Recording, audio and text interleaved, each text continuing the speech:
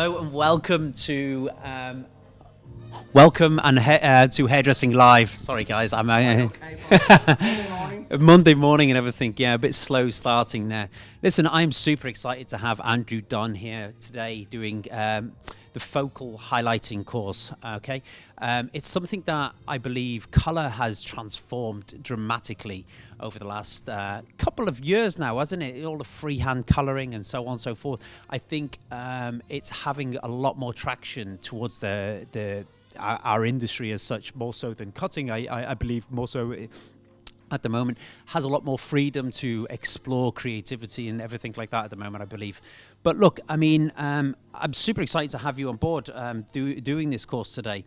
Can you tell us, I mean, because this is educational based site, could you tell us a little bit about what education means to you and your team in Maine? Because you're involved with loads of education. You teach extensively all over Ireland, all over the world actually. You've done courses all over. Yeah. So explain a little bit what that means to you and your team.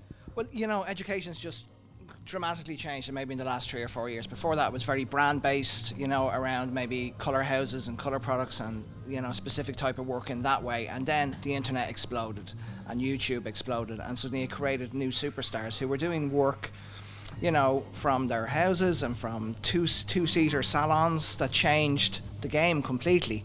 And in many ways very, very large salons skipped the beat, you know, and they missed that, and they kept things very corporate and very, you know, very branded and very much the way it was, while there was people tuning in to see Guy Tang live on the internet in their millions. And suddenly they were creating new superstars, and I was very, very aware of this very quickly. Not necessarily was I stimulated by the work, but I was stimulated by the enthusiasm and the energy and the approach. And before you really had to, you know, trends were being created by hair companies or by branding agencies or by PR agencies. Now they're created by people like me, people like you, and we put our pictures up on the internet, we put our pictures up on Instagram. Our clients love them, they bring the pictures in. So if we have an idea with education now, it really comes from the chair, where before maybe education we were constantly looking at trends or constantly looking at what's the next big thing or what's the next colour, where now it's much more indigenous. You can nearly see changes very quickly moving. Now there is an element of commerciality where everybody on the net wants to be liked and wants their pictures to be liked and wants their colours to be liked, but within that you can see new trends and new things move, and things that would have never, like Vivids would have never taken off if it hadn't have been for the internet, because hair companies just wouldn't have taken the risk of pushing them out. But yet now there's a huge Vivid market. It wouldn't be my cup of tea, but it's marvellous. And I work with some people, and I'm online with some people who just do the most amazing colour work that I've never seen before, you know, that would have never been allowed out. But, you know, I totally agree with that. I mean, you're involved with a few forums, aren't you, as well? Like you're administrator. I'm an administrator on wrong side of the Atlantic. Say hello to all the guys out there. They're all online today, ready to give me a hard time.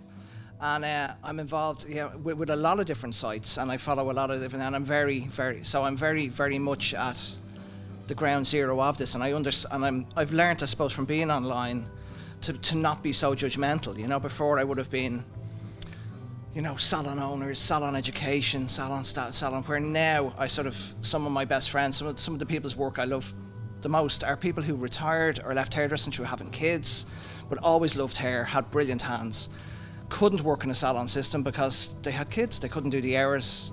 You know, and you know what it was like in our day. It was like if you know, you could only have a Saturday off if it was for weddings or funerals, and you could only, and we you know, 40% of the real talent was put down the back of the salon because they weren't money makers, and it was all. And now it just flipped. You know, it started with Tony and Guy in the 80s with Moscolo, and he just putting out rawness like that, and now you have people who are like sole traders who are working, you know, in their garages, who are working in two-seater salons, who are working 3 days a week, and these guys are knocking the work out of the park, you know, and they don't need anybody to tell them what to do anymore. They don't need a hair company to tell them that this is what they're going to use. They will do their own investigation. I mean, we see it, I see it online all the time. A new product arrives, and if it isn't the genuine article, it'll be torn to pieces on the internet very, very quickly. You know, they'll do a little PR and then it'll be broken down, it'll be found out. where before that wasn't there. So it's a very exciting time because employment is changing, work is changing, and you have people who are doing hair at home, maybe one head a day, and they're doing masterpieces. And they're not even in it for the money, they're just in it for the love. And they get to post their picture on the internet, and they get to live the dream, you know, and they have maybe hundreds and maybe 100,000 people following them, you know. So it's completely changed in that sense. And Hairdressing Live, it is an element of that, you know. It's going to be an element because the person at home who can't afford to go to Sassoons in London and pay $5,500 to do a course, as much as you'd love to with Edward and with all the guys, you know, they're looking to us. They're looking to Hairdressing Live, they're looking to Guy Tang, they're looking to all the different types of people, and they're superstars now. And it's completely flipped. The industry is completely flipped on its head. And for me it's a wonderful thing, because I've come from the other side of it, you know, the brand and being ambassador and working so closely with Wella. But Wella are so open to this that it's great with me, because they actually love me being on all the different different elements, because I'm able to tell them what's going on, whether they like it or not, you know what I mean? Do you know what? It's so true that, I mean, for even the likes of Weller or any other big companies, I think it's important to embrace the movement of like current trends. Like, as in, I say trends as in social media, where it's happening. Yeah, I totally agree. Yeah, I totally agree where it's happening at the moment. It's all like online, it's social media. I see you working extensively on that, and I see you commenting and how you operate with, you know, your custom putting pictures up there, and I too as well post pictures up there as well. And I think it's very, very important. I think it's nice to, because it's instant, isn't it? It's like you can publish work immediately. For many years we were trying to publish work like in magazines and all that sort of thing, and it's like only today I was saying you know, I got an offer to do a shoot, and now I'm looking at doing that shoot to see if it's representative of me and of the salon and of the work we do, where before I would have got a shoot and gone, oh, this is our chance to show off our brand. Now I show off my brand every day, so I don't necessarily know if you're going to reflect my brand as well as I do. So totally. I have to look at, and you know, and say online I would come and I would post, Angelo Similari did an amazing show called The Vulgar in London 2 or 3 weeks ago, and I posted it, and a lot of the pages going, this guy is just so important to the industry. So for the small 2-3 day a week hairdressers, their superstar is Guy Tang, or their superstar is somebody else, but then suddenly they're going to me, geez, I didn't even know who Angelo was, and I was going, well, he's the best avant-garde hairdresser in the world, but by an absolute country mile. And they're going, yeah, well, I'm really turned on by Casey, who works in Iowa, who's doing, you know, or Lacey Werner, who's the best balayageur probably, you know, around right now, and she's not working in a big salon, or she's not working in London. She's working in her home salon and teaching education all over America, and she is one of the best in the world at what she does, you know, and she's doing it on her own terms. Big shout to Lacey, if you're watching, we love you. We want to bring you to Ireland, and maybe Paul will help me. You know that to me, she's an incredible balayageur, and you know, Jack is an incredible balayageur, you know, and so it's just phenomenal. Nobody can control the stars anymore. Nobody can control who's going to come to the top. Only the work will dictate that, you know. Listen, one of the other questions we have, because you're going to be going live now at 11 o'clock, was what do you think? I mean, you touched on it a little bit there as well. What do you think Hairdressing Live can bring to the industry? You know, what's value? I mean, even for yourself now coming on, I mean, it's very important for us to get great talents on here. But again, people like that people want to learn off, I suppose. What do you think it's? Well, it's going to, like, you're just at the beginning of it, you know, now. So the core audience will grow via forums and social media and stuff, and it depends on how, you know, if like today I've taken on a head that has a 3-month regrowth.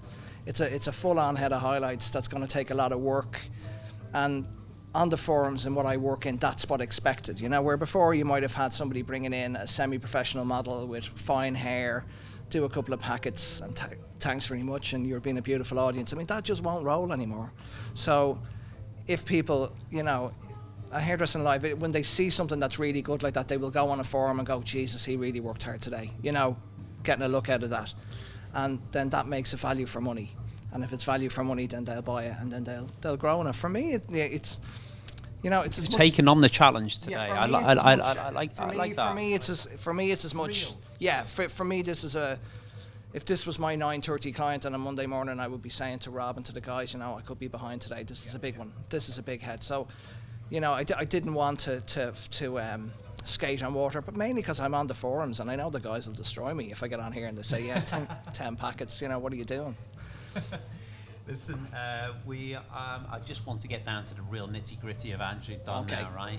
You're a family man of 3. 3 kids, and, yeah. Wow. Killed me last night. And and working around the clock. Look, we just got a couple of questions here. Just a quick one answer questions. Favorite food? Thai. Have to say Thai. You have to. He's married to a Thai lady. I'm married to a beautiful Thai lady, so but Italian's not far behind it. Okay. Favorite holiday? Again, Thailand. That is right. Yeah. Favorite film? Goodfellas.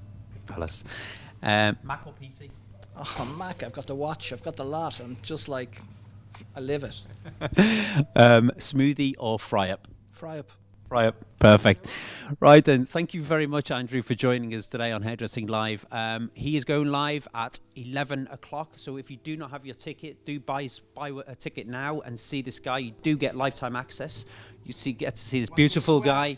Watch him sweat. He's doing something very challenging today. So please tune in. Okay, thank you very much, everybody.